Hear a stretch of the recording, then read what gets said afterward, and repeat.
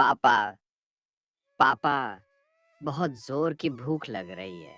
कुछ खाने को दो ना, मुझसे रहा नहीं जा रहा। मेरा भूख से पेट दर्द कर रहा है। कुछ खाने को दो ना पापा।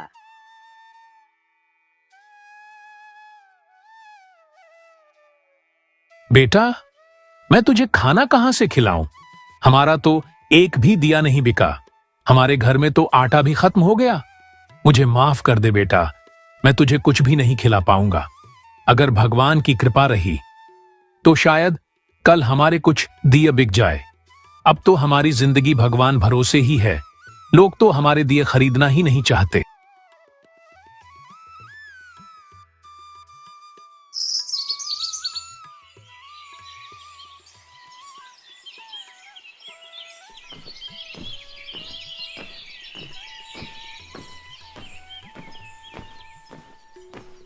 अरे यार रामू, मतलब नहीं मानेगा तू।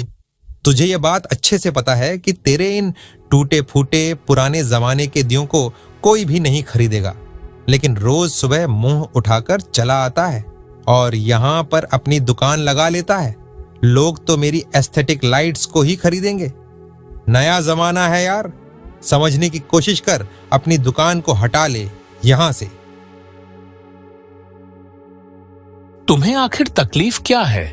गणपत लाला, मैं तुम्हारे हिस्से का थोड़ी ना खा रहा हूँ जो तुम्हें इतनी तकलीफ हो रही है। मैं तो अपनी मेहनत से दिए बनाकर बेच रहा हूँ। तुम्हें इतनी तकलीफ क्यों हो रही है? तुम अपने काम से काम रखो। ज्यादा ऊंची आवाज में बात मत कर रामू, वरना यहां से तुझे और तेरी दुकान को उठवाकर फिकवा दूंगा। औकात में रहना सीख ले। पूरे दिन भर में एक दिया भी नहीं बेच पाता और मुझे सिखा रहा है। अब देखता जा तू बस, मैं तेरा एक भी दिया नहीं बिकने दूंगा। गरीब ही रहेगा तू तो। गणपत लाला गांव का सबसे बड़ा लाइट्स का दुकानदार था। उसका गांव में ही एक बहुत बड़ा घर था जो लाइट से सजा रहता था। रात के समय तो वह किसी महल से कम नहीं लगता था। इसी को देखकर बाकी गांव वालों ने भी गणपत लाला से लाइट्स खरीदकर अपने घरों पर लगा रखी थी। इसी वजह से गणपत लाल की काफी बिक्री हो गई थी, जिसकी वजह से उसके अंदर काफी घमंड आ गया। वह छोटे दुकानदारों को तो कुछ भी नहीं समझता था। अरे भाई लोगों, जो मेरा माल लेगा उसका घर महल जैसा हो जाएगा, महल जैसा चमकेगा। रामू के दियों से तो सिर्फ धुआं निकलता है। लाला की चिकनी बातों पर लोग हंसते और ताली बजाते। रामू के बनाए सैकड़ों दिए, जिन्हें मोहन ने खुद अपने हाथों से रंगा था, बाजार में पड़े रहते कोई उनकी ओर देखता तक नहीं। उस रात झोपड़ी में सिर्फ अंधेरा था। रामू ने अपने दोनों हाथ मोड़कर मोहन को सीने से लगा लिया। मोहन का पेट खाली था। बाबा, लाला जी कहते हैं कि बिजली की रोशनी ज्यादा अच्छी होती है। क्या हमारा दिया उनकी लाइट्स को कभी हरा नहीं पाएगा? नहीं बेटा, बिजली की रोशनी दिखावा है। ये जलती और बुझती है। हमारे दिए में अखंड विश्वास का तेल भरा है। इसे कोई नहीं बुझा सकता। बस हमें इंतजार करना होगा उस एक पल का जब लोगों को दिखावे और सच्चाई का फर्क समझ आएगा। उसी रात गणपत लाला अपने 12 साल के बेटे सुरेश के साथ छत पर था। उसका बेटा छत पर खेल रहा था। खेलते खेलते सुरेश ने छत की रेलिंग को टच कर लिया। उसे एक जोर का करंट का झटका लगा और वह नीचे गिर गया और बेहोश हो गया। गणपत लाला तुरंत भागकर अपने बेटे के पास गया और उसे हॉस्पिटल लेकर गया। वहां डॉक्टर ने गणपत लाला से कहा, घबराइए मत, आपके बेटे की कंडीशन अभी बिल्कुल ठीक है, लेकिन बहुत जोर की करंट के झटके लगे हैं। बुरा ना मानो तो आप ऐसी लाइट से बच्चों को दूर ही रखिए और हो सके तो ऐसी लो क्वालिटी की लाइट्स को अपने घर पर मत लगाइए, क्योंकि इससे आपके बच्चों को ही खतरा है। आज इसे करंट का झटका लगा है, हो सकता है कल किसी और को लग जाए। आज तो भगवान की कृपा थी जो सिर्फ झटका लगकर आपका बच्चा बच गया। भगवान ना करें कुछ गलत हो जाए तो। ठीक है, लेकिन तुम यह बात किसी को भी मत बताना। लेकिन क्यों? मैं बता दूंगा तो सभी लोग सचेत हो जाएंगे और किसी के भी परिवार में ऐसी दुर्घटना नहीं होगी। आखिर बताने में क्या बुराई है? अगर लोगों को ऐसे घटिया माल के बारे में जानकारी मिलेगी तो वह भी सावधान रहेंगे। तू अपने काम से काम रख, ज्यादा होशियार बनने की कोई जरूरत नहीं है। अगर जो किसी को भी यह बात पता चली तो तेरी खैर नहीं। फिर तो अगर अपनी भलाई चाहते हो तो मुंह बंद ही रखना। गणपत लाला के अंदर का घमंड और लालच अभी भी खत्म होने का नाम नहीं ले रहा था। उसके बेटे के साथ हादसा होने के बाद भी उसकी अक्ल ठिकाने नहीं आई थी। उसने अब भी अपना घटिया क्वालिटी का माल बेचना जारी रखा।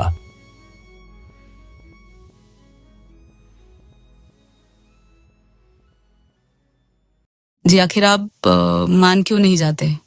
आखिर कब तक आप ऐसा ही करते रहेंगे? आपको ये बात पता है कि हमारी दुकान में जो माल है वह घटिया क्वालिटी का चाइनीज माल है। आज ऐसा हादसा जो हमारे बेटे के साथ हुआ है, कल को किसी और के साथ भी हो सकता है। और अगर ऐसा हुआ तो लोगों का आपके ऊपर से भरोसा ही उठ जाएगा। तुम चिंता मत करो भाग्यवान, ऐसा कुछ भी नहीं होगा। और अगर होगा भी तो मैं सारा इल्जाम उन्हीं लोगों के ऊपर डाल दूंगा। हमें क्या मतलब है किसी के साथ कुछ भी हो, हमें तो बस हमारा धंधा करना है। जी, जैसी आपकी मर्जी। मैं तो बस आपको बता रही थी, लेकिन ऊपर वाला सब कुछ देखता है। हो सकता है जैसा आप आज दूसरों के साथ कर रहे हो, कल को आपके साथ ही वैसा हो जाए। अब तुम मुझे गुस्सा दिला रही हो भाग्यवान। मेरा दिमाग खराब मत करो फालतू में। दिन भर तो ग्राहकों की छे सुने और तुम भी फालतू की बकवास कर रही हो। चुपचाप जाकर अपना काम करो। गणपत लाला के सर पर लालच और घमंड इतना चढ़ चुका था कि उसने अपनी पत्नी तक की बात नहीं सुनी। उसने अपना वही घटिया क्वालिटी का चीनी माल बेचना जारी रखा। एक दिन कुछ ऐसा हुआ जो उसने सोचा भी नहीं होगा। एक गांव का आदमी भागता हुआ उसके पास आया और बोला, गणपत लाला, यह कैसा घटिया माल दिया है तूने मुझे। पूरी लाइट्स में एकदम से शॉर्ट सर्किट हो गया और मेरे घर में आग लगते लगते बची है। अरे भाई, ऐसे कैसे शॉर्ट सर्किट हो गया? जरूर तूने ही कुछ गलती की होगी, तूने ही उल्टी सीधी वायरिंग कर दी होगी, इसीलिए ऐसा हुआ होगा। अरे नहीं लाला जी, जैसा आपने बताया था मैंने तो वैसे ही वायरिंग की थी। तुम ही हमें बेवकूफ बना रहे हो। मुझे तो लगता है तुम ही हमें घटिया क्वालिटी का माल दे रहे हो पैसा बचाने के चक्कर में। या तो साफ साफ पूरा सच बता दो, वरना मैं पूरे गांव में यह बात फैला दूंगा कि तुम लोगों को घटिया क्वालिटी का माल दे रहे हो। अरे भाई, गुस्सा क्यों हो रहे हो? इसमें गुस्सा करने जैसी क्या बात है? तुम तो फालतू में ही अपने दिमाग पर दबाव डाल रहे हो जाता है भाई, होता रहता है ऐसा। तो इस पर ज्यादा ध्यान मत दो और मेरी ओर से यह ले जाओ फ्री में। बस ये बात किसी को भी गांव में मत बताना। ठीक है लाला जी, आज तो बच गए तुम, लेकिन अब मुझे यह बात तो साफ हो गई है कि तुम ही हमें घटिया क्वालिटी का माल दे रहे हो। लेकिन अगर तुम सच में चाहते हो कि मैं तुम्हारी यह बात किसी को भी ना बताऊं, तो मुझे अच्छी सी लाइट्स दो, वरना मैं यह बात पूरे गांव में फैला दूंगा। अरे ठीक है भाई, अंदर आकर कोई सी भी लाइट उठा लो, सारी ही अच्छी है अंदर वाली।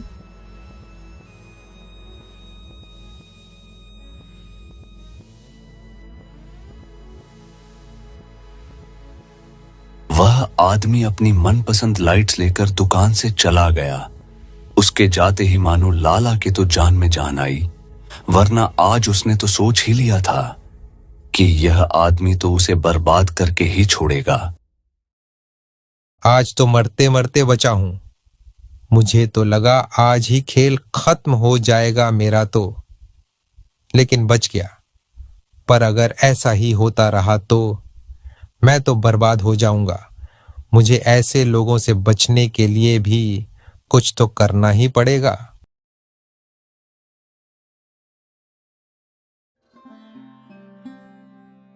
रामू की दुकान पर मुश्किल से 1-2 ग्राहक ही आते थे, जिसकी वजह से उसे और उसके बेटे को खाना तो मिल जाता था। एक दिन कुछ ऐसा हुआ जिसने पूरी कहानी ही बदल कर रख दी। वह डॉक्टर जिसने गणपत लाला के बेटे का इलाज किया था, वह गांव के सरपंच के घर आया। सरपंच जी, मैं आपको एक बात बताना चाहता हूं। अगर आप नाराज ना हो तो क्या मैं बता सकता हूं? जी बताइए, भले आपसे किस बात की नाराजगी? जी, मैं कह रहा था कि आपके गांव का लाइट्स का व्यापारी गणपत लाला लोगों को घटिया क्वालिटी के चाइनीज लाइट्स बेच रहा है। उसकी लाइट्स की वजह से उसके बेटे तक को करंट लग गया, लेकिन उसने यह बात सभी से छुपा कर रखी और अभी तक भी वही घटिया क्वालिटी की लाइट्स बेच रहा है। क्या? मुझे इस बारे में किसी ने पहले बताया क्यों नहीं? मैं अभी गणपत लाला की अक्ल ठिकाने लाता हूं।